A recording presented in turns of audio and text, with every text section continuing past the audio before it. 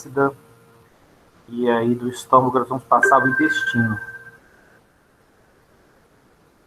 Então, a nossa aula de hoje vai falar sobre a digestão do intestino fino.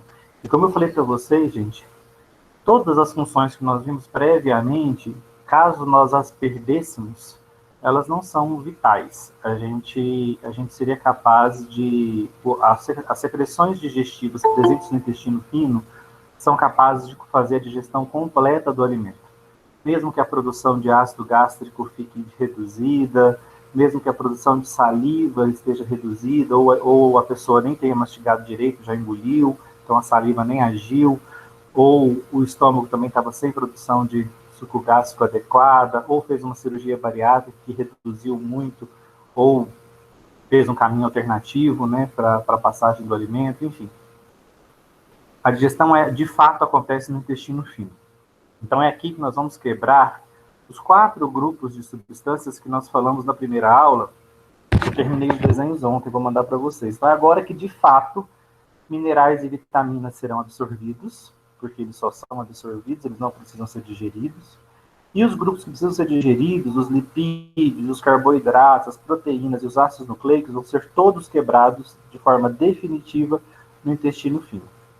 De todos esses grupos aqui, gente, apenas 2 já sofreram quebras parciais, apenas parciais, antes de chegar ao intestino fino. Quais foram? Proteína e carboidrato? Foram o amido, né? Dentro dos carboidratos, especificamente o amido, que foi clivado pela pitialina na saliva, foi quebrado em maltoses. E as proteínas, as grandes proteínas, foram quebradas em pedaços intermediários, né? De cerca de 50 aminoácidos cada. Então, essas proteínas foram quebradas no estômago pela pepsina, em ambiente ácido. Então, como é que eu quero que vocês venham para essa aula? Venham pensando que o alimento agora não é mais em pedaços, e básico, e neutro, básico e neutro, e envolto em uma substância pegajosa. Foi assim que ele chegou no estômago, né? Em pedaços, envolto em uma substância pegajosa e em pH neutro. No estômago ele foi liquefeito, e agora ele está em ambiente ácido. Parte do amido já foi quebrado, e parte das proteínas já foram quebradas, mas parcialmente. Nem o amido foi quebrado totalmente, porque ele foi transformado em disacarídeos, e as proteínas também não foram quebradas totalmente, porque elas não foram transformadas em aminoácidos livres, elas ainda são grandes pedaços de proteína. Lipídios, ácidos nucleicos não sofreram qualquer tipo de quebra. Lactose, sacarose, que são os outros carboidratos, também não. Os lipídios também, nenhum tipo de digestão até agora. Agora que eles vão passar ao intestino fino. Então, como é que o intestino fino está recebendo esse alimento, gente? Agora, ele é uma pasta ou um líquido altamente ácido. Então, agora, esse alimento, o bolo alimentar, ele foi liquefeito no estômago, e à medida que o estômago se contrai, que as contrações estomacais acontecem, a gente até consegue ouvi-las, às vezes, ouvindo o alimento se revirar aqui dentro do estômago, à medida que ela se contrai, ela empurra o alimento contra o piloro. O piloro é um esfíncter que vai, então, se abrir, relaxa, né? E aí uma porção do alimento passa. O estômago faz isso várias vezes até ele conseguir se esvaziar completamente. Nunca pensem que o estômago se esvazia de uma vez no duodeno, tá? O duodeno não comportaria o volume estomacal. Então, o estômago vai se contraindo e vai passando aos poucos o seu conteúdo para o duodeno. Ao chegar no duodeno, gente, nós enfrentamos um primeiro problema.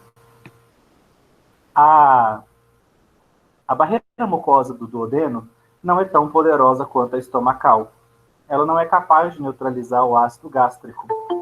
Então, quando o ácido gástrico passa ao duodeno, nós temos um primeiro problema fisiológico a resolver. O que é?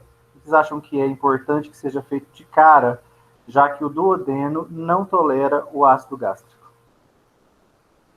Neutralização do ácido. Eu tenho que neutralizar o ácido, entendeu? Então, a primeira coisa que eu preciso fazer no intestino é providenciar um pH básico, alcalino. Eu tenho que neutralizar a acidez do ácido gástrico.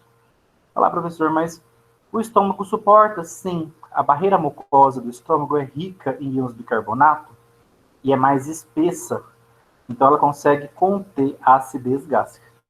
Contém muito mal, né, gente? A gente sabe que ao longo da vida a gente sente várias sensações de queimação, de azia. Por quê? Porque essa barreira mucosa falha em alguns pontos. Mas normalmente ela é efetiva para proteger a parede do estômago da acidez gástrica. O duodeno não conta com essa barreira tão espessa. Por isso, quando o alimento passa ao duodeno, ele precisa ser neutralizado. A gente vai começar vendo como isso acontece. Eu vou mostrar isso nos slides. Fique à vontade para anotar isso onde vocês tiverem espaço aí.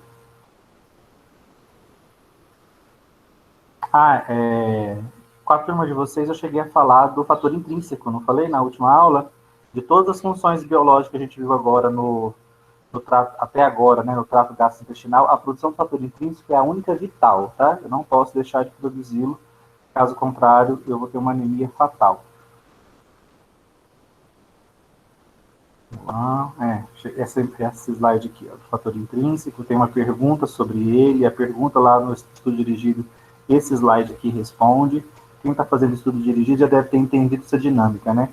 Vai no estudo dirigido, corre aqui no slide, a resposta está aqui e dá para complementar com as informações que você anotou na aula.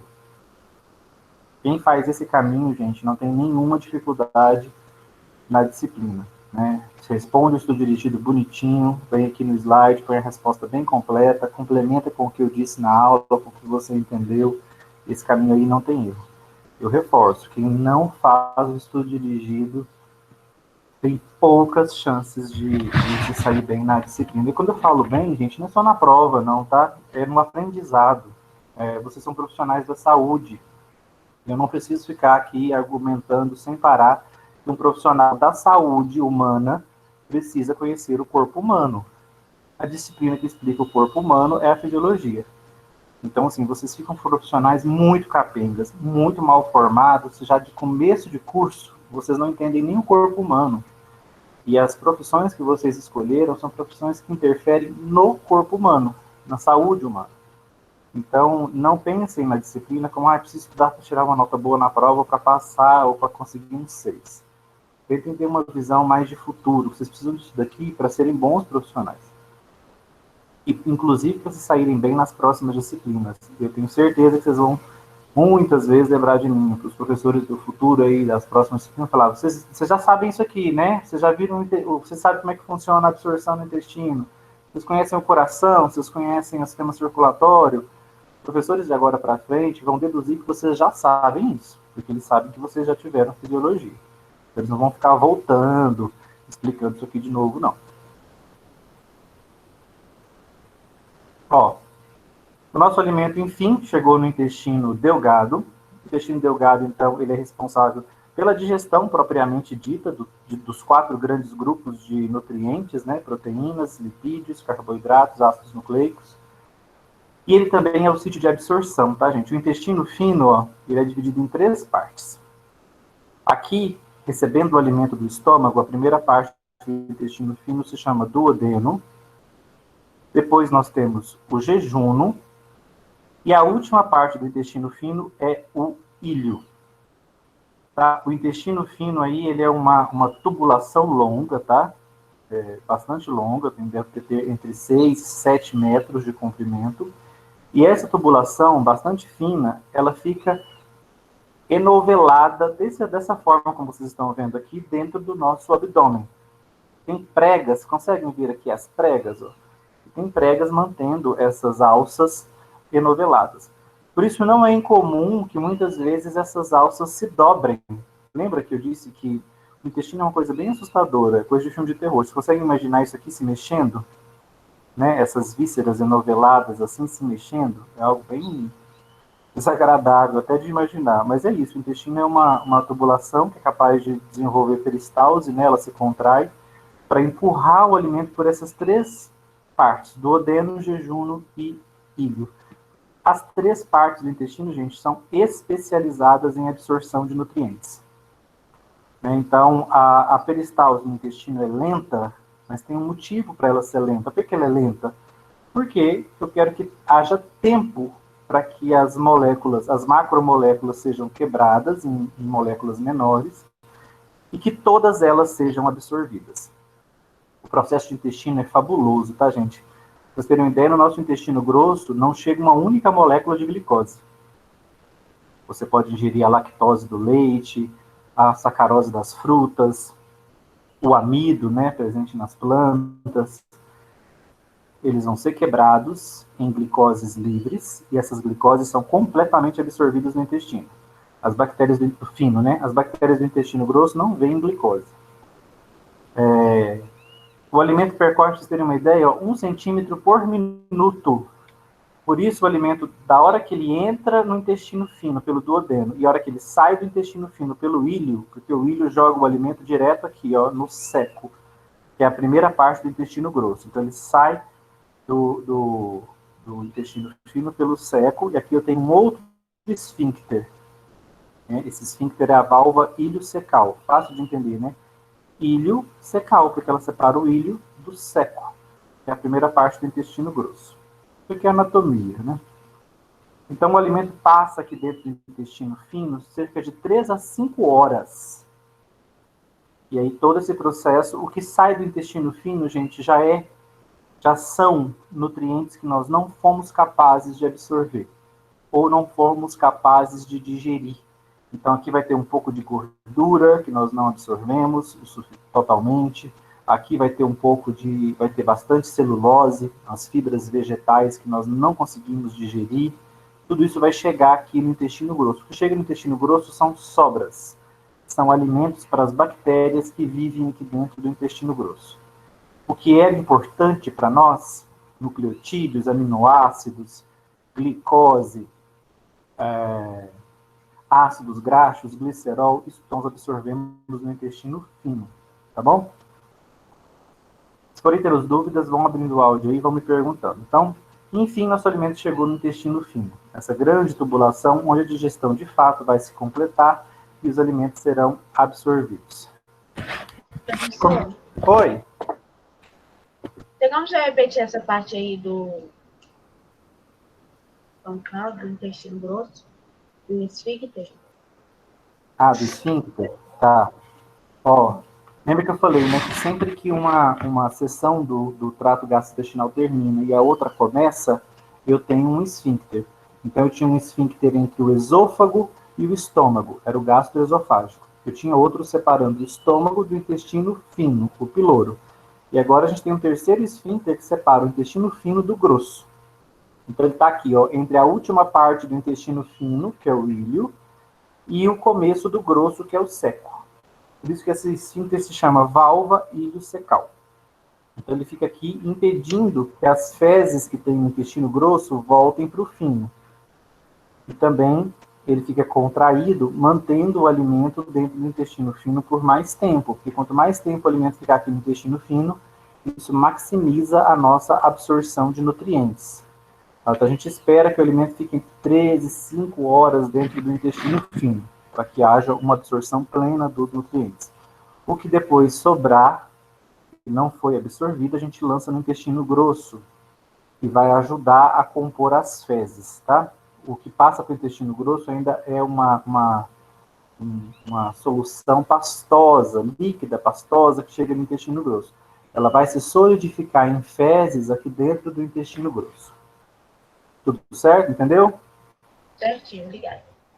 Cuidado com o termo, tá, gente? Muita gente tem na cabeça internalizada a palavra válvula. Não é válvula, tá? É valva. Válvula ilho-secal. É o nome do esfíncter que separa o intestino fino do grosso. Valva e não válvula.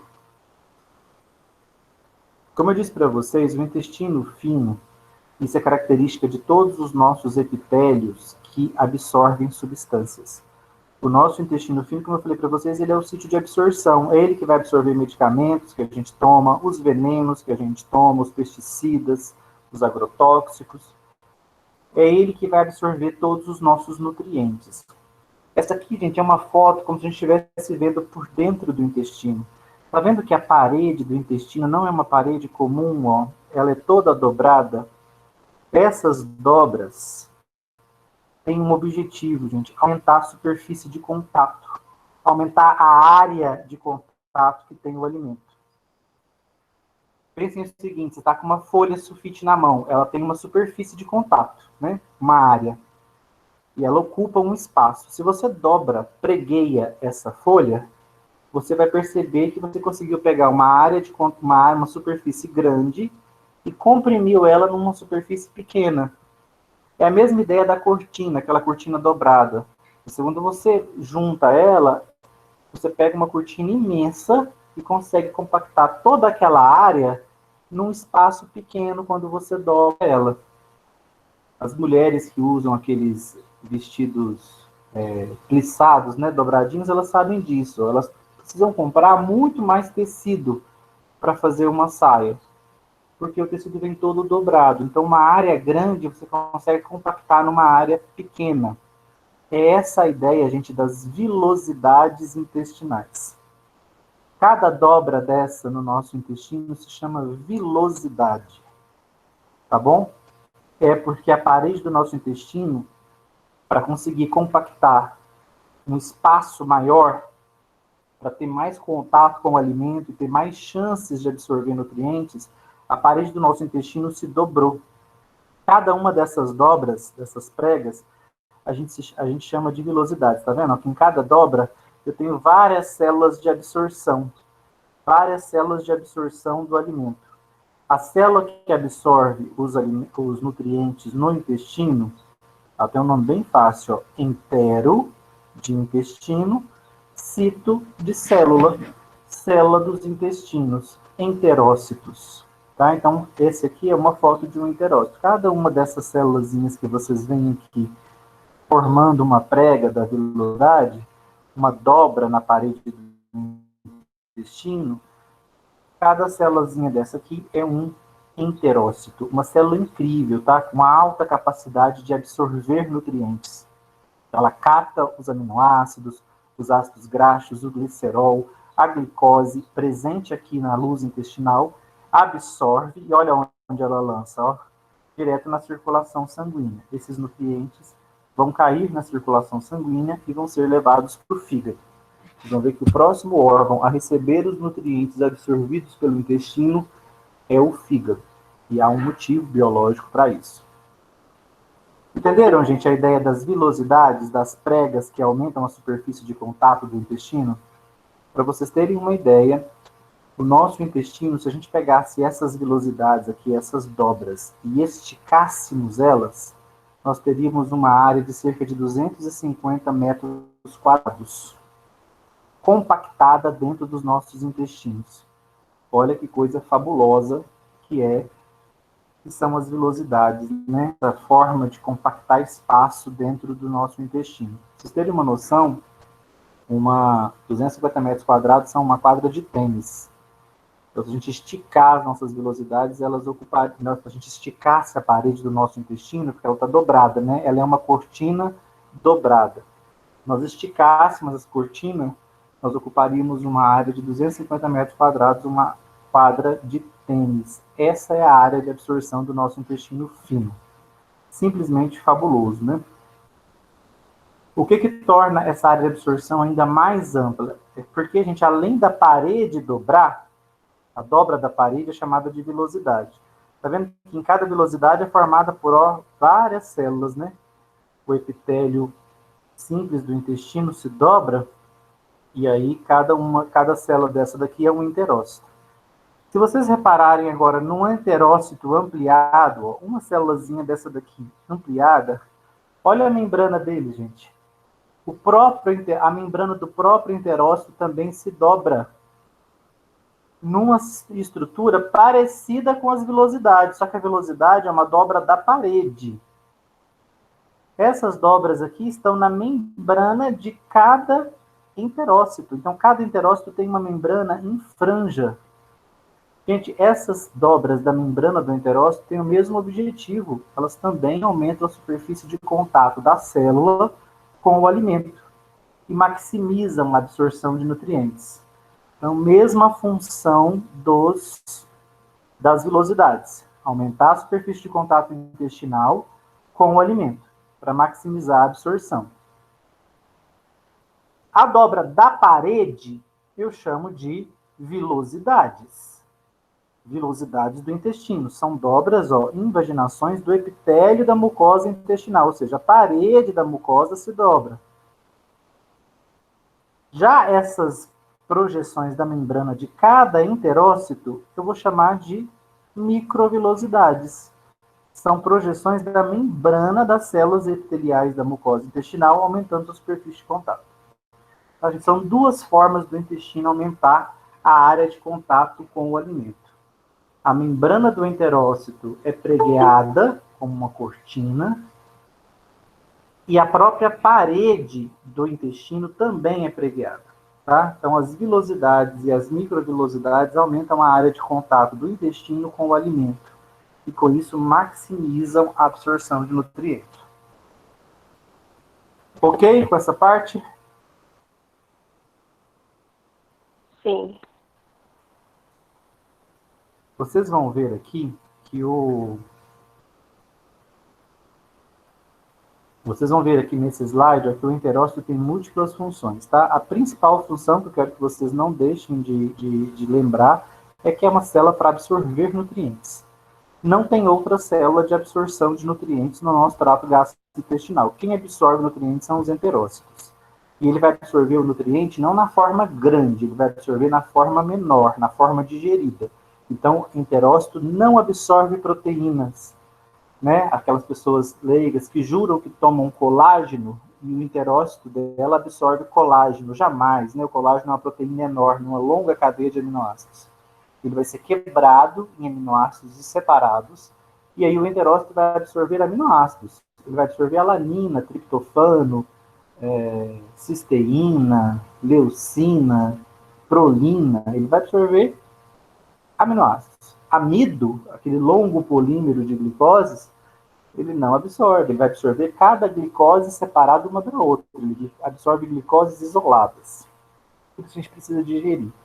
Já os nutrientes, já os micronutrientes, né, os minerais, ferro, fósforo, magnésio, sódio, potássio, cálcio, tudo isso aqui é absorvido diretamente. Não precisa de processo digestivo. Vitamina A, o ácido retinóico, vitamina C, o ácido ascórbico, vitamina B12, cianocobalamina, essas são absorvidas também sem precisar de processo digestivo. Tá? São absorvidas direto pelo enterócito e lançadas na corrente sanguínea. Essa estrutura da vilosidade tem que estar clara aqui para vocês. O enterócito, aqui, o alimento entra aqui na invaginação, no espaço entre uma vilosidade e outra. Então, o alimento entra aqui, digerido. Os aminoácidos, os ácidos graxos que estão aqui, são captados pelo enterócito, atravessam o enterócito. Primeiro eles atravessam a membrana e caem dentro do enterócito. Depois eles saem do enterócito pela membrana basal e caem na corrente sanguínea. E daqui eles serão conduzidos para o fígado. Tá certo? Então lembrem dessa dinâmica. O alimento ele tem que entrar no enterócito, atravessa a membrana, a face da membrana do enterócito voltada aqui para dentro do intestino é chamada de membrana apical. Ela está voltada para a luz do interior do intestino. Então, o aminoácido entra, por exemplo, atravessa a membrana e entra, cai dentro do enterócito. Depois ele sai do enterócito pela membrana basal e cai na corrente sanguínea. Cai no interstício, né, depois passa a corrente sanguínea. E aqui ele vai embora em direção ao fígado e depois do fígado ele vai para o corpo. Uma outra característica dos enterócitos que eu quero que vocês se lembrem é essa aqui, Eles produzem enzimas digestivas. Não se preocupe com esses nomes agora, a gente vai estudar todas elas. Mas o enterócito ele não é só uma célula de absorção de nutrientes. Ele produz enzimas que vão ajudar na digestão. Então ele também tem uma função glandular, né? Porque ele se produz enzimas, né? Ele funciona como uma glândula. Vai produzir enzimas que vão nos ajudar a digerir alimentos.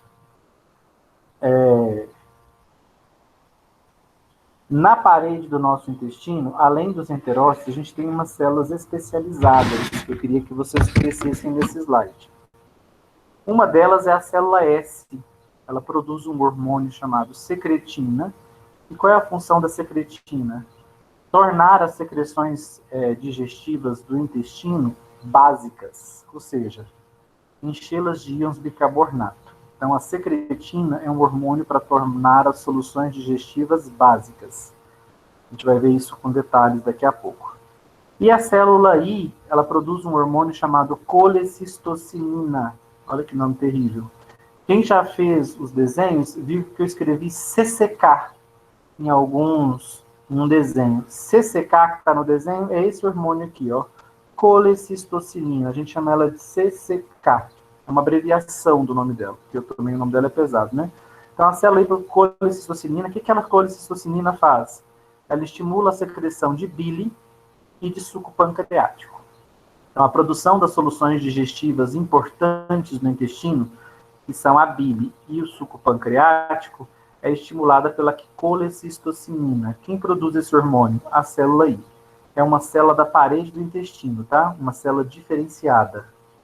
A célula S é outra célula da parede do intestino, diferenciada dos enterócitos. A célula S produz o hormônio secretina. Qual é a função da secretina? Tornar as secreções digestivas intestinais básicas, tá? Lembra que eu preciso neutralizar o ácido que está vindo do estômago. Então, a secretina é um hormônio muito importante nesse processo. E, por fim, as células de Panet. Quem são as células de Panet? Elas secretam peptídeos antibióticos. Como é que eu quero que vocês entendam a célula de Panet, gente? A célula de Panet é muito interessante. Ela produz pequenas proteínas, peptídeos são pequenas proteínas. São aminoácidos de cadeia curta. Esses peptídeos que a célula de Panet produz, eles têm propriedade antibacteriana, antifúngica. A célula de Panet fica produzindo eles na parede intestinal e jogando para dentro do intestino. Qual é o objetivo disso? Controlar a população bacteriana dentro do nosso intestino. A população microbiana, né? Bacteriana, fúngica. Por que a célula de Panet faz isso? Fica o tempo todo secretando antibióticos. Antibióticos naturais que a nossa própria parede do intestino produz. Ela está tentando controlar a população bacteriana ali dentro. Tá? Para não ficar uma população bacteriana muito descontrolada e que, inclusive, pode atrapalhar o processo de digestão dos alimentos no intestino fino. Então, a célula de Panet tem esse objetivo ao secretar peptídeos antibióticos. Vamos resumir o que eu falei até agora. A parede do meu intestino é formada principalmente por uma célula capaz de absorver os nutrientes da dieta e levá-los para a corrente sanguínea. Quem é essa célula, gente? O enterocito. Entero de intestino, cito de célula. Essa célula ainda tem uma capacidade de produzir enzimas digestivas. Só que esse epitélio do intestino não é feito só de enterócito. Ele é majoritariamente constituído de enterócitos. Além do enterócito, eu tenho uma célula S, que produz secretina, que vai deixar o interior do intestino alcalino, neutralizar o ácido gástrico. Eu tenho uma célula I, que produz o hormônio colecistocinina, que vai estimular a produção e secreção de bile e de suco pancreático, que são as duas grandes soluções digestivas do intestino. Na boca era a saliva, no estômago era o suco pancreático, no intestino serão a bile e o suco pancreático. E ainda tem no epitélio do intestino as células de Panet, que produzem peptídeos antibióticos e secretam na luz do intestino, com o objetivo de conter a proliferação de micro-organismos patogênicos, tá? Com o objetivo de conter um excesso de micro-organismos dentro da nossa luz intestinal. Lá no intestino grosso, nós teremos uma população bacteriana, fúngica, absurdamente grande. Mas no intestino fino, embora existam esses micro-organismos, eles estão em menor quantidade. Tá? A região do nosso trato gastrointestinal que realmente hospeda uma grande quantidade de micro-organismos é o intestino grosso, quando comparado com as outras partes. Entenderam? Professor, só repete a função da célula I, por favor. A célula I, ela produz esse hormônio aqui, colecistocinina. Qual é a função dele? Estimular a secreção e também a produção de bile e de suco pancreático. Ah, tá, obrigada. Tá? A célula S produz secretina, que vai tornar tanto a bile quanto o suco pancreático básicos. Então, as secreções digestivas ficam básicas no intestino fino. E a célula de Panet secreta peptídeos antibióticos para controlar a população microbiana dentro do intestino. Essas são as quatro células importantes no epitélio do trato gastrointestinal.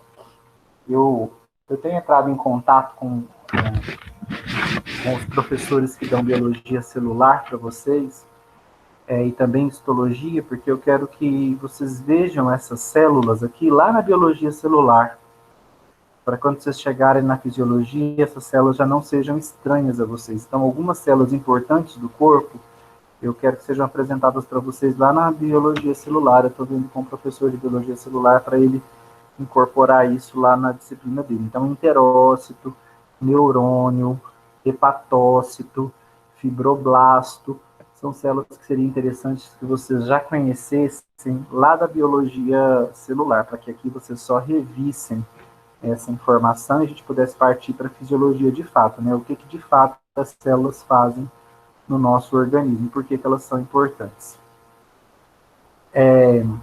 Esse slide aqui, gente, é uma das coisas mais interessantes que eu acho no nosso trato gastrointestinal. Olha o que acontece. Eu acabei de falar para vocês que a célula S, que é uma célula do epitélio do intestino, produz secretina, que é um hormônio que vai tornar o suco pancreático e a bile básicos. A secretina, gente, ela só é produzida quando o alimento chega aqui, ó, no duodeno. Por quê? Quando ele chega do duodeno, ele está vindo do estômago. E o estômago é um ambiente altamente ácido. Então, quando a secretina chega aqui, quando o alimento ácido, né, o bolo alimentar, passa pelo piloro e chega ao duodeno, as células S que estão presentes aqui na parede do duodeno percebem que acaba de chegar ao duodeno uma solução muito ácida. Nesse momento, gente, as células S começam a produzir secretina. E a secretina age aqui, ó, sobre o ducto pancreático. Ela faz com que, olha que interessante, ó, tá vendo que toda a produção do pâncreas, a produção de enzimas digestivas do suco pancreático, desemboca já no início do duodeno. E reparem, ó, que pelo mesmo ducto sai um outro ramo. Quem sabe para onde esse ramo está indo? Qual órgão que está aqui, ó, que vai despejar a sua secreção dentro do duodeno, junto com o pâncreas? Fígado. Fígado. Por aqui desce a bile, tá, gente? Por aqui desce a bile e por aqui desce o suco pancreático. Ambos se misturam e são lançados no duodeno. Uma doença que pode ser fatal, um dos grandes riscos dos cálculos biliares, gente, é um cálculo biliar descer aqui por esse ducto e parar aqui. Se ele obstruir essa região, concorda que o suco pancreático vai ficar represado dentro do pâncreas? Porque tem um cálculo aqui, ó, uma pedra de vesícula, um cálculo biliar, obstruindo o suco biliar, o suco pancreático. E aí, gente, lembra que eu disse para vocês que o pâncreas é a grande solução digestiva do corpo, é o suco pancreático? Se as enzimas digestivas do pâncreas ficarem presas aqui dentro por muito tempo, elas digerem o próprio pâncreas. Você tem uma doença chamada pancreatite aguda, que é fatal em poucos dias, porque o pâncreas é um órgão pequeno e vital. Então, um dos riscos do cálculo biliar é ele se represar aqui. Outro risco também é você ter um câncer, uma neoplasia, mesmo que benigna, nessa região. As células vão se multiplicar, formam um tumor e esse tumor fecha o canal. Aí a secreção pancreática fica represada dentro do pâncreas e as enzimas digestivas do suco pancreático digerem o próprio pâncreas. Num quadro de pancreatite aguda que costuma ser fulminante. Então, esse é um grande risco. A secreção pancreática, o suco pancreático, deve ser desaguado direto no duodeno. Ele não pode, de forma nenhuma, ficar represado dentro do pâncreas, porque isso pode levar a uma disfunção fatal. Então, como eu estava dizendo a vocês, quando o alimento ácido chega no duodeno, as células S aqui detectam essa acidez e produzem secretina. A secretina vai agir aqui nesses ductos, gente, tanto no pancreático quanto no biliar, e vai enchê-los de íons bicarbonato. No caso do pâncreas, o ducto pancreático produz bicarbonato de sódio. Ah, professor, é a mesma molécula que a gente conhece aí, que compra no mercado, de bicarbonato de sódio? É. A mesma molécula que está presente no sonrisal, no estomazil, no sal de heno, o nosso pâncreas produz. Então, o nosso suco pancreático é carregado de bicarbonato de sódio. Graças a quem, gente? A ação da secretina. Então, a secretina age no pâncreas, faz com que o suco pancreático fique carregado de bicarbonato de sódio. Olha aqui a reação química, ó. Bicarbonato de sódio reage com ácido clorídrico, que é o ácido do estômago, produzindo sal, cloreto de sódio, água e gás carbônico. Essa, gente, é a reação de neutralização do ácido gástrico, que é o ácido clorídrico. Neutralizado por quem? Pelo bicarbonato de sódio. Que quem produziu? Quem produziu o bicarbonato de sódio, gente? O próprio ducto pancreático. Estimulado por qual hormônio? Secretina. Secretina. Produzida por qual célula? S. E a célula S produziu secretina quando? Qual foi o estímulo para que ela percebeu que ela devia produzir secretina? Acidez. Quando o alimento estomacal ácido passa para o duodeno, essa acidez estimula a célula S a produzir secretina. A secretina age no ducto pancreático, fazendo com que o suco pancreático fique carregado de bicarbonato de sódio. O bicarbonato de sódio, então, reage com o ácido clorídrico, gerando cloreto de sódio, sal, água e gás carbônico. O gás carbônico vai ajudar a compor os gases intestinais que a gente produz. A água será absorvida, boa parte dela.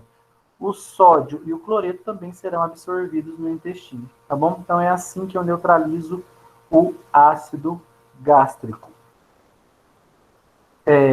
Essa reação de neutralização, gente, é muito importante para que eu não tenha escavações, feridas na parede do meu duodeno, né, que são chamadas de úlceras duodenais, né, ou mesmo inflamações na parede do meu duodeno, gastrite duodenal, né, uma inflamação da parede do duodeno, que no estômago a gente chama de gastrite, no esôfago a gente chama de esofagite, no duodeno seria uma duodenite, né? Uma inflamação da parede do duodeno, provocada pela queimadura ácida. Então, para evitar isso, a célula S mais que rapidamente produz secretina. A secretina age aqui em todo o pâncreas, no ducto pancreático, estimulando essas células a produzirem bicarbonato de sódio. Quando o bicarbonato de sódio chega no duodeno, ele encontra o HCl, que foi produzido no estômago pela célula oxíntica. E aqui, HCl reage com bicarbonato de sódio nessa reação de neutralização. E assim, o ácido gástrico está neutralizado. Então, a primeira coisa que a gente tem que saber sobre a passagem do alimento do estômago para o duodeno é que, de imediato, o pH do bolo alimentar muda. Ele mudou quando chegou do esôfago para o estômago, porque ele veio neutro, envolto em saliva, chegou no estômago, ele ficou ácido quando se misturou ao ácido clorídrico estomacal. Agora, quando sai do estômago e chega no duodeno, ele recebe uma carga de bicarbonato de sódio, que neutraliza o ácido gástrico e deixa o pH do bolo alimentar no intestino alcalino. Alcalino significa básico, tá? pH básico. Então, a digestão no intestino fino vai se dar em ambiente básico. Na boca era neutro, no estômago era ácido, agora no duodeno será básico. Olha que impressionante, gente. Para a gente produzir a degradação do alimento, que é o processo digestivo, ele vai passando por diferentes ambientes químicos. Na boca ele encontra um ambiente neutro, no estômago um ambiente ácido e no intestino, onde a digestão vai se dar de forma absoluta, um ambiente básico.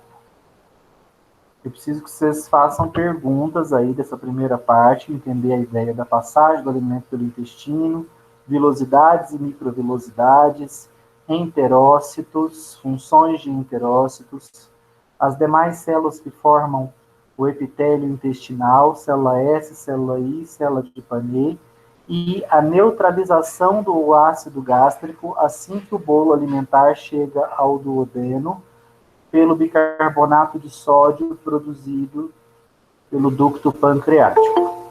Até aqui, gente. Dúvidas? Estão me perguntando. Agora nós vamos para a digestão propriamente dita dos carboidratos.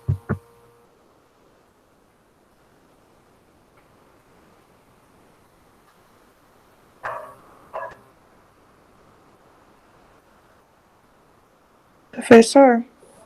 Só um pouquinho antes de você perguntar. Estou lendo uma pergunta aqui da, deixa eu ver o nome, Maria Eduarda. Maria Eduarda, a célula S não neutraliza o ácido gástrico. A célula S responde ao ácido gástrico produzindo um hormônio, a secretina. E a secretina vai agir lá nas células do ducto pancreático, estimulando a produção de bicarbonato de sódio. Então, quem de fato neutraliza o ácido gástrico é o bicarbonato de sódio, tá bom? Então, falar que a célula S que a secretina vai neutralizar o ácido gástrico está errado.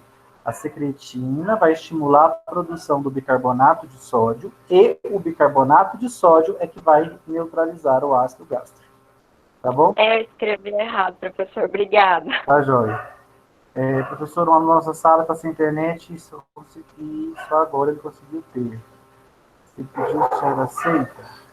Aceito, pode entrar. Mas fala para ele que às vezes entrar assim, para ele não, né? Para todos vocês. Às vezes entrar, gente, assim, no meio da aula, você pega o bonde andando, às vezes era melhor você já ir, sei lá, fazer alguma outra atividade de outro professor, quando você já perdeu 1 hora de aula, e aí vai fazer uma outra atividade, muita coisa sua que está pendente aí, e assistir a aula gravada, tá? O pessoal me falar que assistiu gravada que eu dou a presença. Problemas de internet? Não, ok, acontece. Nenhuma dúvida, gente? Estão entendendo tudo? Loucura, hein? 50... Professor? Tinha uma dúvida mesmo. Pode falar, Isabela. A célula I, ela atua onde? Nós vamos... Deixa eu ver se eu tenho um slide aqui que mostra o fígado e o pâncreas. Não, ou mostra o fígado ou mostra o pâncreas. Peraí.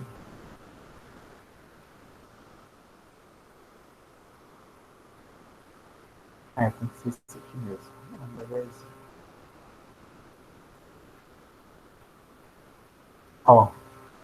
Tem que ser isso mesmo.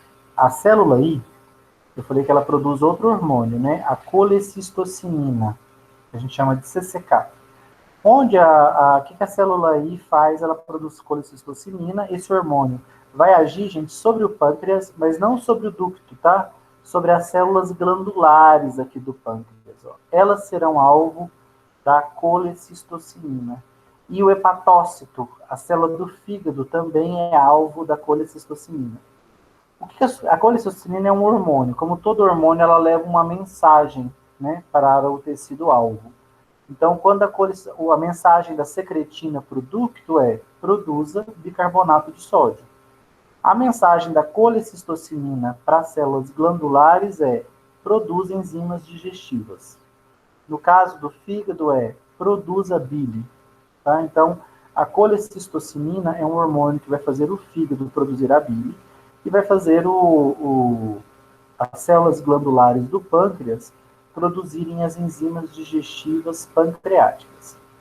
A secretina, ela só estimula a produção de substâncias básicas, né? O bicarbonato de sódio e os íons bicarbonato. Por isso que a bile é básica e o suco pancreático também é básico.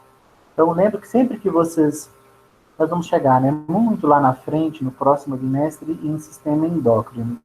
Quando a gente chegar, vocês vão perceber que em sistema endócrino fala de hormônio, e o hormônio carrega uma mensagem. Então, sempre que eu falar para vocês, o hormônio fulano, produzido pela glândula X, ok, ele é produzido pela glândula X, ele vai agir numa outro tecido. Nesse tecido ele está levando uma mensagem. Então a gente conhece o sistema endócrino quando a gente sabe qual é a mensagem que o hormônio está mandando. Então quando eu falar para vocês assim, ocitocina auxilia na ejeção do leite na glândula mamária, permitindo que o leite saia da mama e possa ser usado como alimento, né, para o bebê. Então, ocitocina ajuda na ejeção do leite. A prolactina faz a mama da mulher, age também nas células mamárias, e qual que é a mensagem que ele manda para a glândula mamária? Produza leite.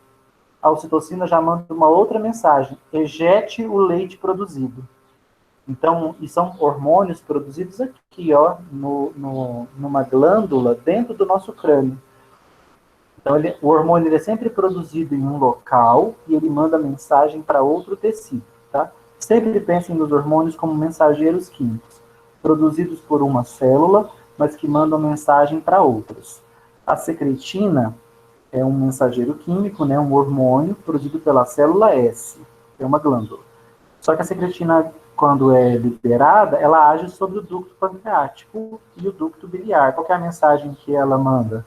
Produza um suco alcalino, um suco básico, ou seja, produza bicarbonato de sódio, produza íons bicarbonato. Já a colecistocina é produzida pela célula I. Quando ela cai na circulação sanguínea, a colecistocinina manda uma mensagem tanto para a célula glandular do pâncreas, quanto para o próprio hepatócito no fígado. Qual é a mensagem que ela manda? Para o hepatócito produza bile. Para a célula glandular pancreática produza suco pancreático, produz enzimas digestivas, né? Que o suco pancreático é um especializado em enzimas digestivas. Pode perguntar. Então, professor, a secretina vai estimular o ducto pancreático a produzir o bicarbonato de sódio, que junto com a HCl vai agir para neutralizar o ácido, né? É isso? O bicarbonato de sódio que reage com o ácido clorídrico, o bicarbonato de sódio, produzido pelo ducto pancreático, sob estímulo de secretina, ele reage com o ácido clorídrico, e o ácido clorídrico é o ácido gástrico. Então, ao reagir com o ácido clorídrico, ele neutraliza esse ácido, gerando sal, água e gás carbônico. Certo, obrigada.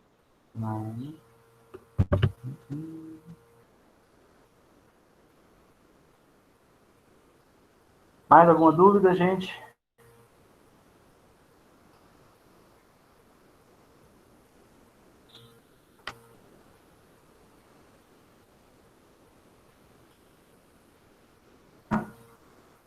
Vamos começar a falar da digestão de carboidratos, então.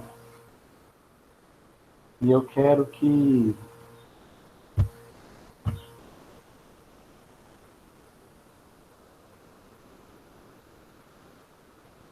falar algumas coisinhas para vocês antes.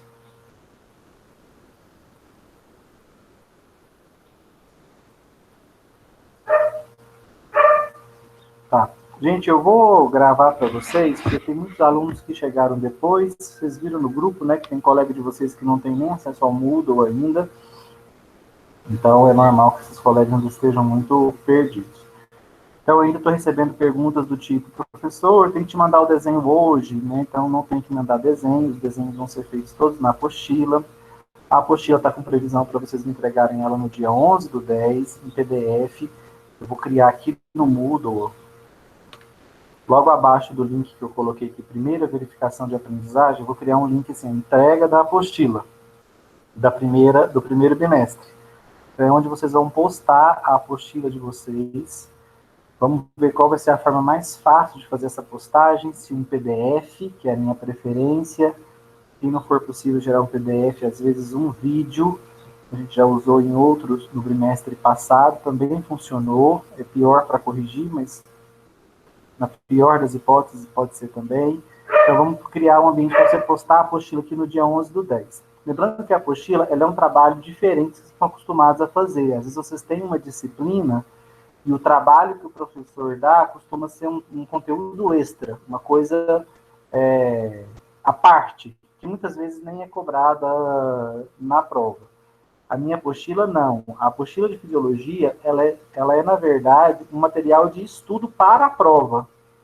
Tudo que você faz na sua apostila é voltado para o conteúdo que você precisa aprender para conseguir ter um bom desempenho na prova. Então, a apostila tem várias atividades de fixação do conteúdo, tem mapa mental para você rever o que você aprendeu e poder usar os mapas lá no dia da prova para fazer uma revisão rápida antes de entrar para a prova. Tem estudo dirigido, são atividades que você vai desenvolvendo ao longo das aulas. Fica mais fácil de explicar isso no presencial, né? Mas vocês são uma turma que estão tendo a disciplina comigo por essa via digital. Então, eu vou gravar para vocês, eu vou inserir em cada aula aqui, ó. Vou gravar um videozinho mostrando a apostila e dizendo como fazer as atividades da aula 1, como fazer as atividades da aula 2, da aula 3, da aula 4 e da aula 5, que é o sistema porta-hepático. Tá certo? Vou gravar isso para vocês e vou postar aqui para ajudar especialmente. Acho que muita gente já pegou o fio da meada, mas especialmente esses alunos que ainda estão sem acesso ao Moodle ou que ainda não entraram de cabeça na disciplina, esses ainda não estão entendendo o que é para o que tem que acontecer. Então eu vou gravar vou colocar mais um link aqui em todas as aulas explicando como fazer as atividades e ver se assim ajuda vocês a deixar essa apostila completa. Lembre, esses 2 pontos da apostila, a apostila, além dela te ajudar, te preparar para fazer a prova, te ajudar a fixar o conteúdo, ela ainda vale 2 pontos. Então, é um jeito de você estudar e ainda ganhar ponto. Então, esses 2 pontos não podem ser perdidos. Lá no final, eles fazem falta na composição da nota de vocês. Sei lá, professora, a prova vale 8. Eu dou conta de tirar 6, mais que 6 na prova. Eu não vou nem fazer a apostila. Já aconteceu de alunos que não quiseram fazer e se garantiram na prova. Mas você tem que confiar no seu partner, que você vai conseguir esse desempenho na prova. Eu lamento quando não faz, porque eu acho que às vezes vai bem na prova porque decora, porque cola e não aprende. Eu falei, fisiologia é uma disciplina que fará muita falta para vocês no restante do curso e profissionalmente. Professor, só uma coisa rapidão. É para te mandar tudo, até as anotações, ou é só as perguntas e mapa mental? Olha, a ideia é que vocês façam tudo nela. Então, era para mandar tudo. Para eu ver como é que vocês desenvolveram a apostila. Quem copiou, quem fez os desenhos bonitinhos. Porque dá para ver claramente quem vai fazendo a apostila ao longo das aulas e quem copia a apostila de última hora. E essa apostila copiada, ela tem umas marcas aí muito fáceis de serem identificadas. Aí quando eu vou para a prova dessa pessoa, é aquela tragédia. Então eu já sei já sei ligar uma coisa com a outra e vejo quem fez, quem não fez. Os desenhos da aula 1, gente, o que aconteceu? A aula 1 é a primeira aula que vocês tiveram, ainda não tinha uma apostila nem nada. Então se eu já entrasse com desenhos, iam ficar loucos. Eu fiz a primeira aula sem desenhos, mostrei nos slides as estruturas, e agora eu vou mandar os desenhos para vocês. Da aula 1, vou postar no Moodle hoje, ontem que eu terminei de fazê-los. Eu vou deixar eles lá como optativos, tá? Eu recomendo que vocês façam, porque são desenhos para vocês entenderem o que é um lipídio, o que é uma proteína, o que é um ácido nucleico e o que é um carboidrato. Quais são os principais, né, os mais importantes para a nossa dieta. Então, eu preparei 4 desenhos para vocês memorizarem isso, esses 4 grupos de nutrientes, que são os 4 grupos de moléculas que formam o corpo humano. Nossas células são feitas de carboidratos, proteínas, ácidos nucleicos e lipídios. Então, são estruturas que a gente precisa conhecer bem. Então, são desenhos sobre essas estruturas. Eu vou postar em caráter optativo, que a aula já passou. Mas eu recomendo que, se você tem tempo, vai lá e desenhe. Nesses videozinhos que eu vou gravar, explicando a apostila aula a aula, vai estar lá essa explicação sobre os desenhos da aula 1 e eles já vão estar postados lá. Nós vamos fazer uma parte da digestão do intestino fino hoje, a parte mais difícil. Na próxima aula, nós vamos fazer a parte mais fácil, finalizar a digestão do intestino fino, vamos para o grosso, e eu vou falar de fígado no finalzinho da aula. Eu vou ter que encurtar a aula de fígado de vocês para a gente conseguir fazer ela dentro desse primeiro bimestre. Uma opção era eu deixar fígado para o próximo bimestre, mas o próximo bimestre já é muito pesado. Se ficar mais um conteúdo para vocês fazerem no bimestre que vem, ele fica muito denso. Então, eu prefiro mesmo fazer uma introdução do fígado agora, nesse primeiro bimestre. E se faltar alguma informação sobre o fígado, eu dou na semana de vista. Aí eu termino o fígado, mas o que eu falar na semana de vista, obviamente não cai na prova e também não vai ser cobrado como conteúdo da apostila. Mas pelo menos entrar em fígado nós vamos entrar, tá? Deixa eu ver aqui. Estou com uma dúvida da pepsina catalisada. A pitialina tem um slide mostrando, né? A pepsina, a gente vai colocar uma proteína, pode desenhar uma proteína, uma cadeia de aminoácidos, igual eu fiz no desenho aqui, ó. Pode vir aqui.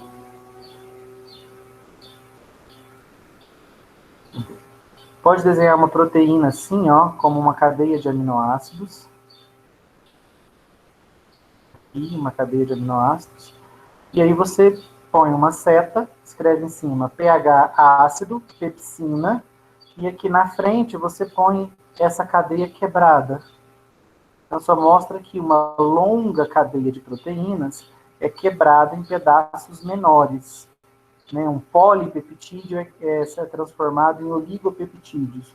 Uma proteína com 200 aminoácidos, por exemplo, vai se transformar em 4 pedaços de 50 aminoácidos, sobre a ação da pepsina. Então, faz uma reação química. Põe uma setinha, pH ácido em cima, pepsina, e aqui na frente a proteína, alguma representação mostrando que ela foi quebrada em pedaços. Pode usar os nomes dos aminoácidos, pode usar AA ligado em AA, ligado em AA, ou seja, um aminoácido ligado no outro, no outro, no outro, e que você quebra. Ou pode só escrever os nomes, proteínas, setinha, pH ácido, embaixo pepsina, e aqui na frente oligopeptídeos. Aí põe que os oligopeptídeos são pedaços de proteínas com cerca de 50 aminoácidos. Tá? Então é representar na forma de um esquema reacional. Tem que ter a setinha mostrando o reagente, produto na frente, a enzima no meio e o pH em que ela age. Professor, eu achei que na internet um desenho, tipo, assim, um desenho representativo da pepsina, de como que é a pepsina. Aí eu coloquei, tipo, esse desenho, coloquei, tipo, uma proteína, pH ácido, e escrevi aminoácidos isolados de no máximo 50 aminoácidos. Aí, eu já fiz o negócio na apostila. Tá, tipo, tem que fazer de novo? Como que faz? Não, eu adoro essas leituras alternativas. Eu gosto de ver como vocês pensam as respostas de um jeito diferente. Deixa eu ver. Como eu falei, gente, a apostila, eu avalio se vocês fizeram. Vamos supor que o do colega aí, que ele acabou de relatar, está totalmente errado. Eu não vou tirar ponto, não. Entendeu? Eu só quero ver como é que ele faz. Se estiver errado, eu vou falar com ele, ó, isso aqui não é assim, é assim, é assim. Mas eu não vou tirar ponto. Eu quero que vocês façam. Vocês tentem fazer, tentem interpretar as perguntas. Aqui, ó, isso aqui é um jeito de representar uma reação, ó. Põe amido, pitialina, pH neutro. Qual que é o produto gerado? Maltose. Eu posso escrever proteínas, oligopeptídeos, ou fazer um desenho, polipeptídeos, né, fazer um desenho, pepsina, pH ácido, e aqui que gera? Oligopeptídeos, né, pedaços de proteína com cerca de 50 aminoácidos de tamanho. Então é assim que se representa uma forma de um esquema reacional, sempre botando produtos, reagentes e uma seta ligando o reagente no produto.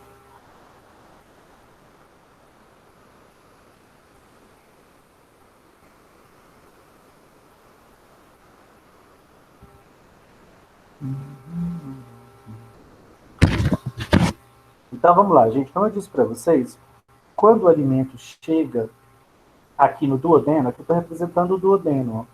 Como vocês viram, o duodeno recebe a solução digestiva produzida pelo fígado, conhecida como bile, e ele também recebe o suco pancreático. A bile nós vamos deixar reservada, que nós vamos falar sobre ela lá na digestão de gorduras, porque bile é uma solução digestiva especificamente voltada para a digestão de gorduras, de lipídios. Já o suco pancreático é que nós vamos discutir agora extensivamente, porque vocês viram quantas enzimas digestivas a gente tinha na saliva? Quantas enzimas digestivas diferentes tinha na saliva? Pitialina, né? Só a pitialina, uma, né? Quantas enzimas digestivas tinha no suco gástrico? Pepsina. Uma também, pepsina. Sabe quantas tem no suco pancreático? Só 11. Nossa. O suco pancreático tem 11 enzimas digestivas para quebrar ácido nucleico, para quebrar proteína, para quebrar carboidrato e para quebrar lipídios. Então, como eu disse, é de longe o suco mais poderoso, mais importante no processo digestivo. Olha aqui, se vocês repararem, eu pus na parede do intestino uma célulazinha aí, produzindo CCK. Quem que é a CCK? É o hormônio colecistocinina. Olha onde o hormônio está agindo. Nas células glandulares do pâncreas. Qual é a mensagem que esse hormônio está passando para essas células? Produza enzimas digestivas. Quantas? 11 enzimas diferentes. Vocês vão conhecer as primeiras aqui agora. Olha aqui também, ó. A célula I, no epitélio do intestino fino, produzindo CCK, que também age, ó, sobre o hepatócito. Qual é a mensagem que está bem desfocado, né? Aqui é hepatócito, aqui é CCK. O que a CCK, a colecistocinina, manda de mensagem para o hepatócito? A mensagem é: produza bile, né? Produza bile, que vai ser também lançada no duodeno para digerir gorduras. Então vamos lá. Os principais polissacarídeos que a gente ingere, o que é um polissacarídeo? É um polímero de glicoses. São açúcares complexos, longas cadeias de glicose. O polissacarídeo mais importante e a principal fonte de energia da nossa dieta é o amido. O amido é um polissacarídeo, escreve aí, ó, vegetal. É planta que produz amido. Amido de milho, a maisena, né, que a gente compra com a marca maisena. O amido da mandioca, que a gente conhece como polvilho. Então, o amido são longas cadeias de glicose, que são a principal fonte de glicose na nossa dieta.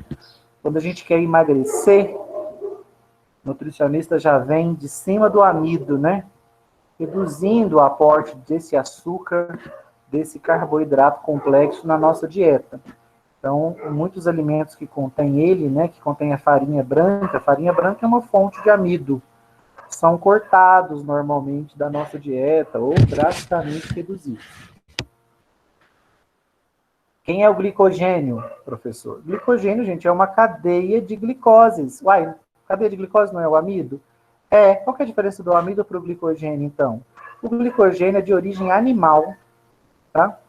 Então, quem produz cadeias de glicose, conhecidas como glicogênio? A célula animal. Então quando eu como tecidos animais, né? Carne, também tem açúcar na carne? Sim. Células animais, células musculares dos animais também armazenam açúcar. Muito menos do que a célula vegetal armazena amido, muito menos. Mas também tem glicogênio na célula muscular animal? Tem. E alguns tecidos são mais ricos em glicogênio do que outros, tá? Ninguém ganha do fígado. Nenhum músculo tem mais glicogênio que o fígado. Então, o fígado, né, fígado de boi, é um tipo de tecido animal rico em glicogênio. Então, é um tecido animal diferente do músculo, que tem glicogênio, mas tem pouco. tá? Mas também tem. Então, quando eu estou comendo uma picanha, não preciso pensar que estou comendo um alimento que tem 0 carboidratos. Mentira, dentro da picanha tem poucas reservas de glicogênio, mas tem um polímero de glicoses, tá? Então, embora pobre em glicogênio, o glicogênio está presente nas células musculares animais. Então, se eu como um tecido muscular de um animal, esse tecido muscular contém poucas reservas de glicogênio, que são cadeias de glicose produzida pela célula animal. A cadeia de glicose produzida pela célula vegetal, e que é a nossa principal fonte de glicose, se chama amido. Quem quebra o amido, gente? Na boca, era a amilase salivar, que a gente deu um nome para ela, pitialina. No pâncreas, sob estímulo da CCK, a célula glandular pancreática produz uma amilase, a amilase pancreática. Ela não tem um nomezinho, tá? Como a amilase salivar, ela ganhou um título, né? Pitialina, ela tem um nome próprio. A amilase pancreática, não. Ela se chama amilase pancreática mesmo. Muito mais poderosa, tá? Do que a salivar. Essa amilase vai quebrar completamente o amido e o glicogênio em disacarídeos, ou seja, os longos polímeros de glicose, que são o amido e o glicogênio, são quebrados em unidades de 2 glicoses, chamadas disacarídeos. Esse disacarídeo ganha um nome, maltose. Então, todo o amido e o glicogênio que chega ao intestino fino serão atacados pela amilase pancreática, que vai quebrá-los em maltoses, ok? O que é uma maltose, gente? É um disacarídeo, é uma glicose ligada na outra. Então, lá na primeira aula, eu falei para vocês, a gente fez uma continha, né? Se um amido tem 1000 glicoses ligadas umas nas outras, depois que ele é completamente quebrado, ele gera 500 maltoses. Por quê? Uma maltose é uma glicose ligada na outra. Então, são 2 glicoses juntas. O nosso enterócito, olha aqui, nossa célula absortiva, ele não consegue absorver um disacarídeo. Fala, não, professor, mas o enterócito é complicado, hein? Quebrei bastante já o amido, era uma molécula de 1000 unidades, agora ela é uma molécula de 2 unidades de glicose, ainda assim não absorve? Não. O enterócito só absorve glicoses livres. Eu tenho que quebrar essa ligação glicosídica aqui, ó, que liga uma glicose na outra. Eu preciso separar essas glicoses. Quem faz isso agora, gente, quem quebra a maltose é uma enzima chamada maltase. E quem produz? O próprio enterócito. Lembra que eu pedi para vocês gravarem há pouco que o enterócito, além de ser uma célula que absorve nutrientes, ele também produz enzimas digestivas. Essa é uma delas, a maltase. Então, a maltase quebra a maltose, ou seja, separa uma glicose da outra, gerando glicoses livres.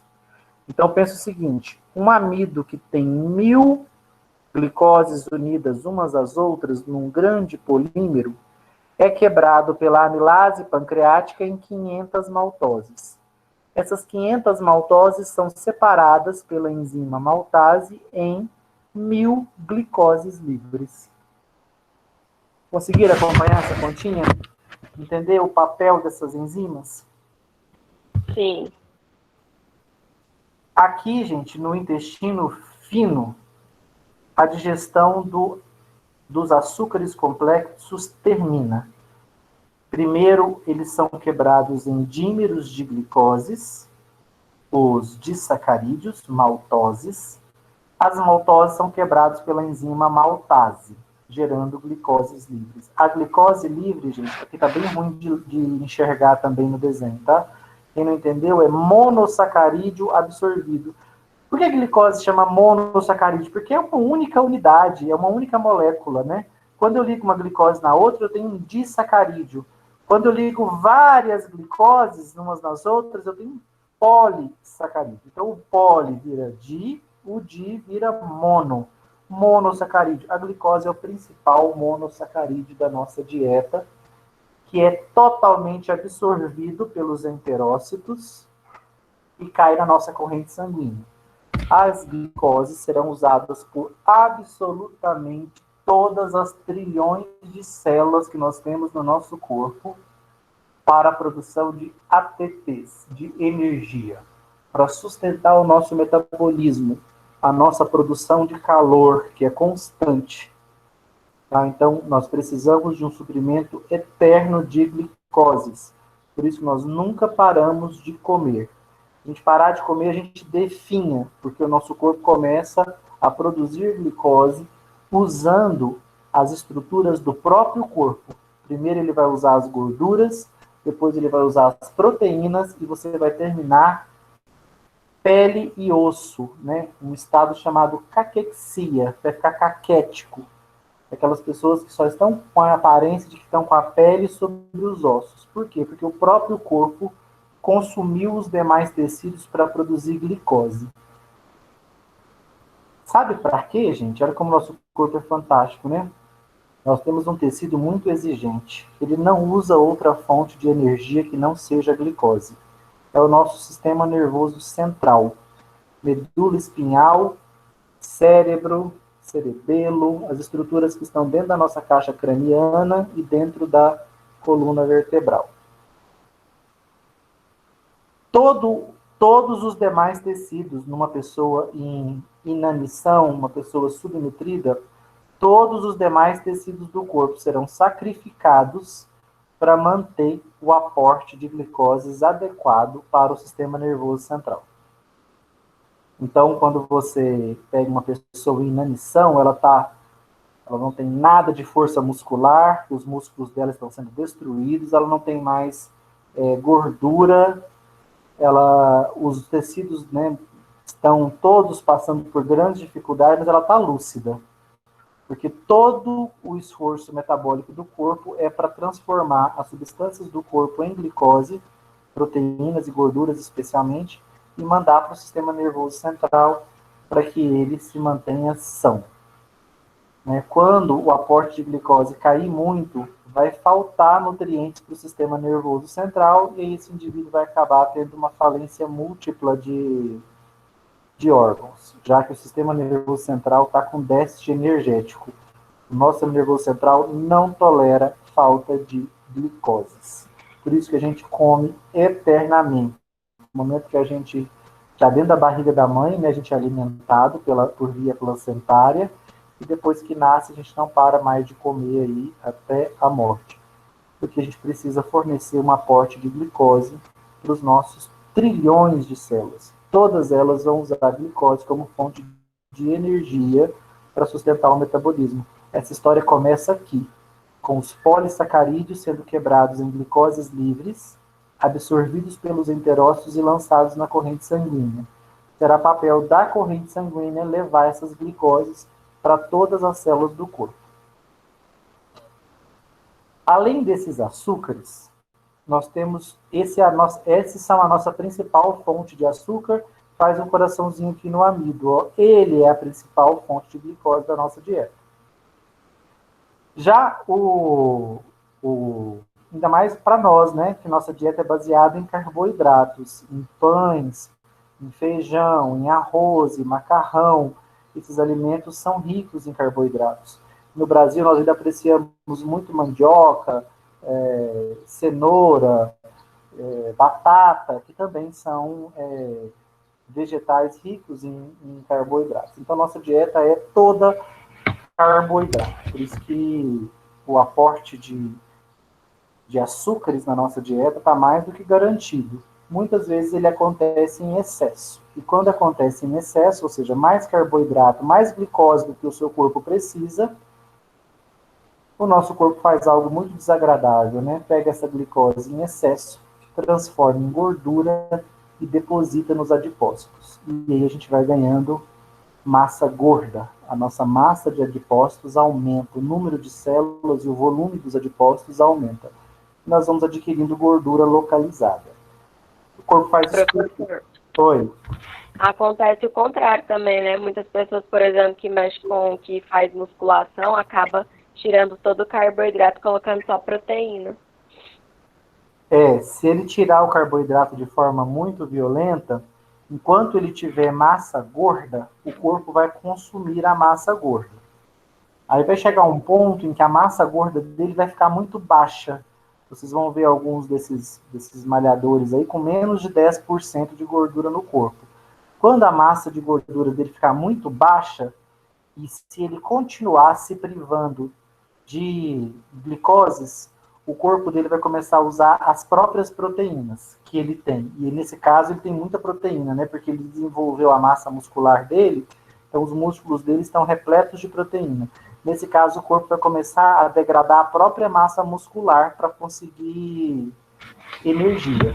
Então, esse cara que baixou muitos percentuais de gordura, ele tem que ter um aporte de glicoses para conseguir sustentar o treino dele. Do contrário, ele vai consumir suas próprias proteínas. Ou não vai conseguir treinar, não tem como. Ele acaba se sentindo fraco, porque vai faltar energia. Lembra que glicose é para energia? Então, essas pessoas, eles têm o costume de usar o que eles chamam de pré-treino. Então, eles, como a massa gorda deles é muito baixa, eles já não têm gordura para tirar a energia dela. Então, antes de ir para o treino, eles fazem a ingestão de um alimento contendo glicoses. Um suplemento, por exemplo, como maltodextrina, que é glicose, que é, na verdade, uma molécula de amido quebrada, né, em pedaços menores, glicoses, ele vai tomar alguma coisa doce, comer uma fruta, enfim, algo que forneça glicoses para ele cerca de 1 hora antes desse treino. Senão ele não consegue fazer o treino, vai se sentir fraco, vai faltar energia. Ah, professor, mas não vai quebrar as proteínas? Vai, só que essa quebra é demorada. Então ela não fornece energia de imediato. Ele não vai conseguir terminar esse treino, ele vai passar mal. Dá um escurecimento nas vistas, por quê? Pode até desmaiar, vai faltar glicose para o sistema nervoso central, né? Como eu disse, ele não tolera. Esse indivíduo vai dar uma tonteada ali e vai precisar parar. Os outros 2 açúcares presentes na nossa dieta, com importância bem menor que a do amido, são a lactose e a sacarose. Por que a importância é bem menor do que a do amido? Porque nem todo mundo ingere laticínios em grande quantidade. Quem ingere grandes quantidades de leite e de laticínios na sua dieta tem um grande aporte de lactose. Quem é a lactose? É uma molécula de glicose ligada numa molécula de galactose, que é um disacarídeo. Quem vai quebrar a lactose, gente, é a enzima lactase. Quem produz lactase, assim como a maltase, quem produz a lactase são os enterócitos. O que a lactase faz? Separa a glicose da galactose. Aí eu consigo gerar 2 monossacarídeos, uma glicose separada de uma galactose. Ambas serão absorvidas pelo enterócito. Tá? E lá no fígado, a galactose vira glicose, do mesmo jeito. Quem é a sacarose? Sacarose. Oi. Em laranja, em cima de glicose, desse último que você falou, é monossacarídeo absorvível? Nos 3 Aqui também e aqui também. Tudo monossacarídeo absorvível. É porque eu fiz de vermelho e passei esse marca-texto laranja, mas ficou ilegível. Certo. A sacarose é também um disacarídeo, glicose ligado em frutose. Quem quebra a molécula de sacarose? A enzima sacarase. Quem produz a enzima sacarase, mais uma vez, é o enterócito. Reparem, gente, que o enterócito produz todas as enzimas que quebram disacarídeos. A maltase, que quebra o disacarídeo maltose, a sacarase, que quebra o disacarídeo sacarose, e a lactase, que quebra o disacarídeo lactose. Muito cuidado com as terminologias, tá, gente? O açúcar termina em ose, ose de glicose, tá? Sacarose, maltose e lactose são os açúcares. As enzimas terminam em ase, tá? Sacarase, maltase, lactase. Tem aluno que escreve lá na prova assim, o açúcar maltase é quebrado pela enzima maltose. Ixi, Maria, errou tudo. Cuidado, o açúcar é ose, de glicose. A enzima é ase. Então, a sacarase quebra a sacarose, separa a glicose da frutose e eu vou absorver os 2 monossacarídeos, glicose e frutose separados. No nosso corpo, a frutose também é convertida em glicose, ou pode ser transformada em gordura.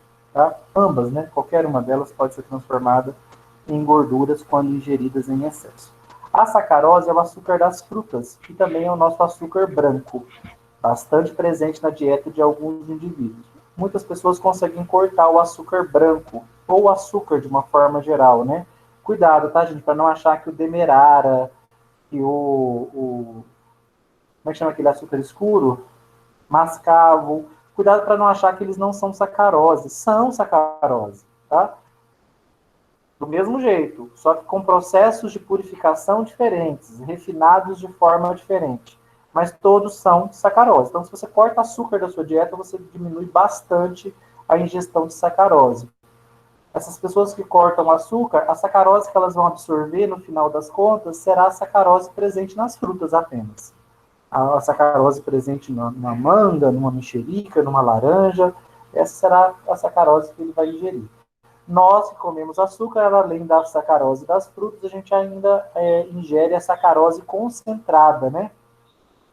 Produzida normalmente a partir da cana-de-açúcar, que é rica em sacarose, ou da beterraba, enfim, das origens, dos principais vegetais são ricos em sacarose. A cana-de-açúcar é o principal, né?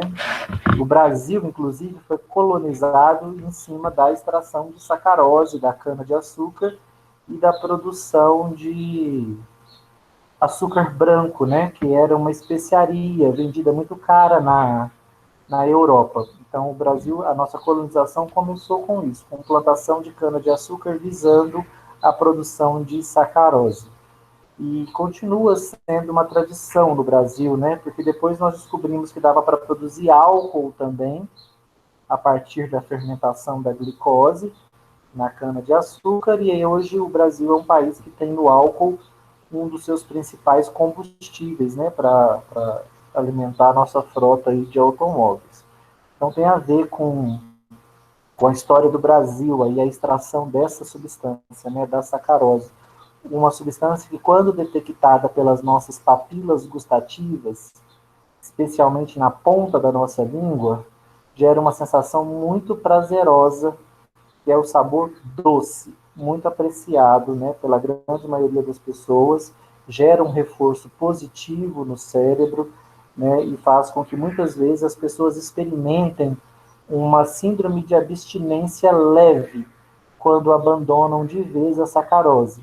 Então, tem gente que fica irritada, tem tremor, tem dor de cabeça. É o nosso cérebro, né, sentindo falta da sensação prazerosa que essa substância causava. A síndrome de abstinência do açúcar, como qualquer, passa em alguns dias. Como é uma síndrome leve, no caso do açúcar, ela passa rapidamente. Então, se você aguentar firme, aquela dor de cabeça, aquela irritação, aquele mal-estar provocado pela falta do açúcar, logo desaparece e você consegue retirá-lo de vez da sua dieta ou reduzir consideravelmente o seu consumo. Certinho, gente, com a digestão dos açúcares? Dúvidas? Professor, Ah, eu tenho uma pergunta. A questão do esquema que você explicou de números, pode explicar novamente? Tipo assim, 500 para 1000? tá, mas aqui não preocupe com esse número, não, é só para vocês entenderem em questão assim, de a quantidade de glicose que vai chegar para o nosso corpo para cada amido que a gente quebra. Então, um amido é uma molécula de 1000 glicoses ligadas umas nas outras. Quando a amilase ataca o amido, ela quebra ele em dímeros, né, em disacarídeos, maltoses, que é uma glicose ligada na outra. Então, se o amido tem 1000 e ele é quebrado de 2 a 2, ele vai gerar 500 glicoses, ou 500 maltoses, desculpa. E quando a maltose é atacada pela maltase, ela separa essas glicoses. Então, as 500 maltoses vão virar 1000 glicoses livres. Ou seja, eu quebrei completamente o amido, né? Porque ele tinha 1000 glicoses ligadas umas nas outras. Agora elas estão separadas. Essas 1000 glicoses são absorvidas. Tá? Então, essa continha, só para entenderem. Oi? Então, assim, o amido, que é uma molécula imensa, ele é um polissacarídeo, né, que vai acontecer todo esse processo de quebra até chegar no monossacarídeo absorvível. Já a lactose, ela já vem de sacarídeo, ela já é assim, ela já é uma molécula menor. Lactose, o açúcar do leite, o açúcar das frutas, eles já são de sacarídeos. Eles não formam grandes polímeros. Eu já como eles como de sacarídeos. Então, quando você ingere leite, ingere sacarose, já vem o disacarídeo.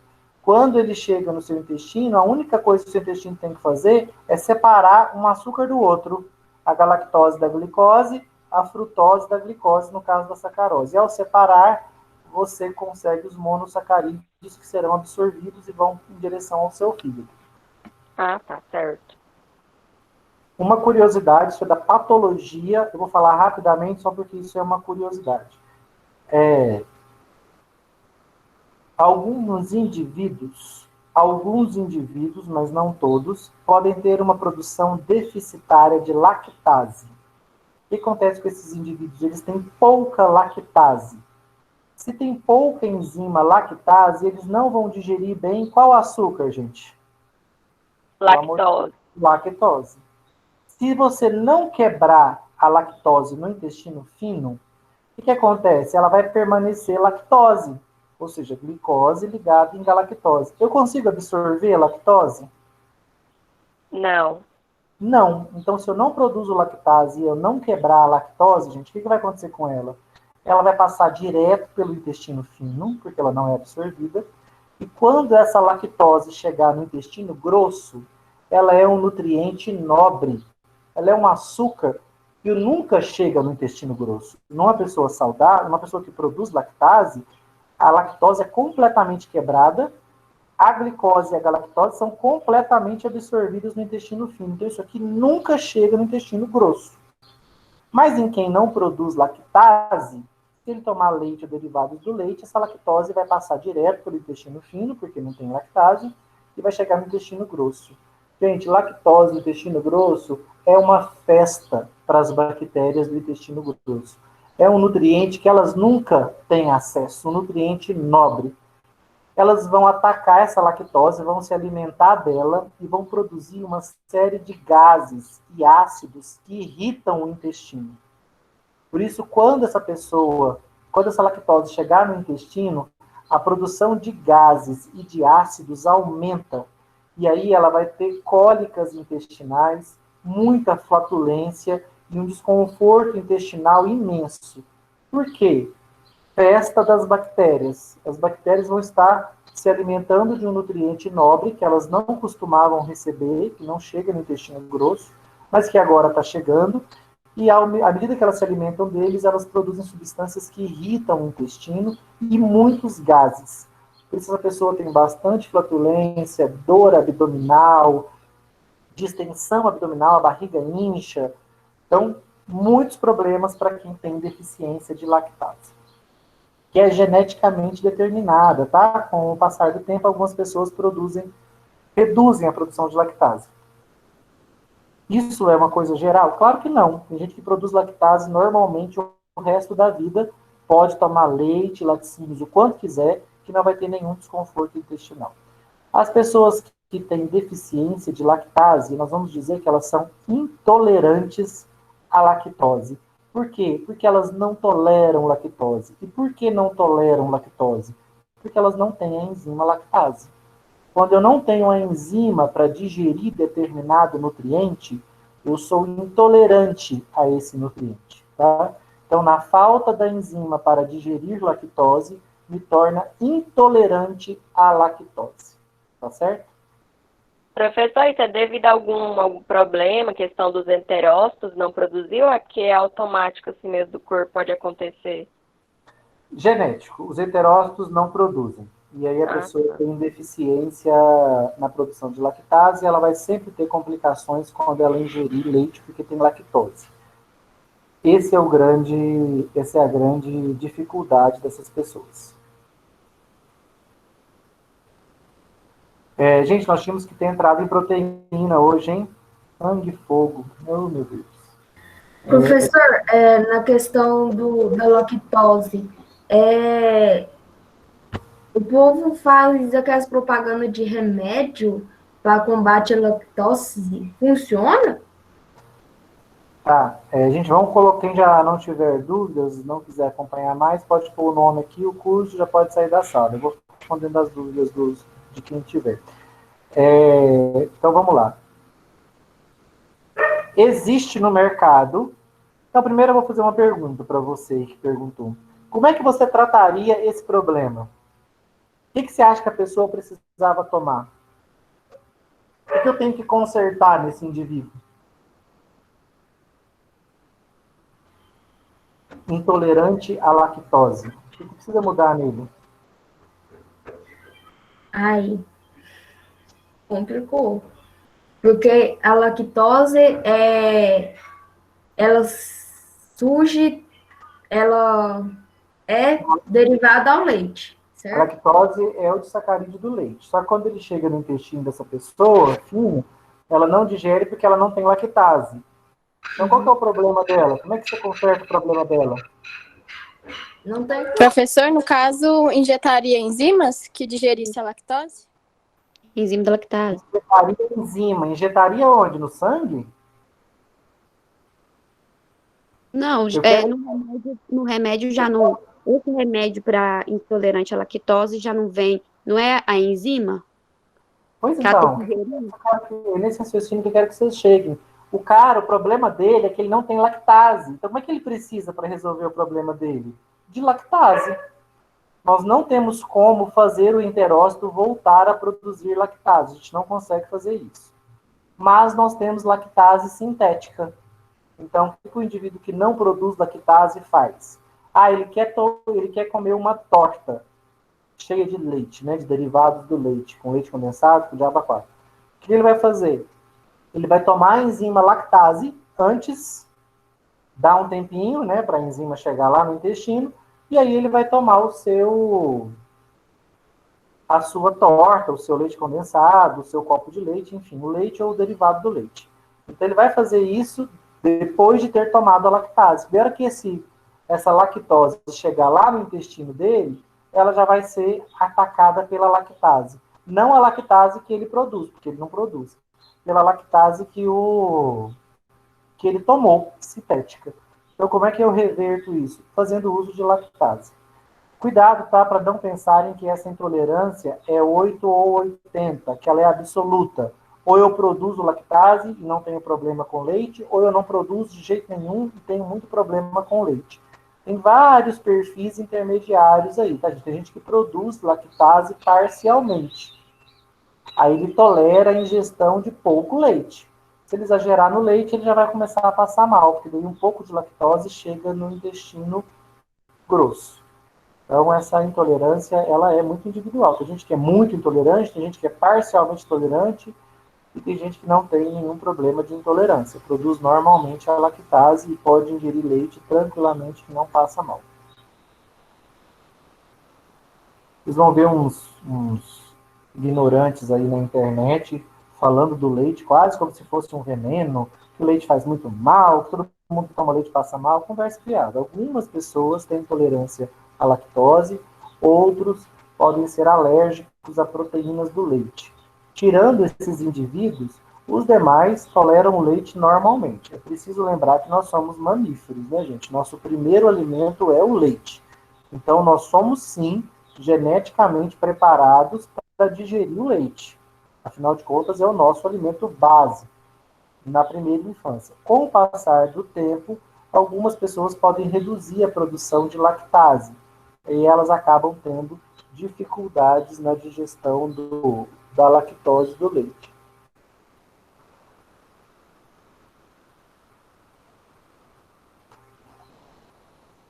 Mais dúvidas?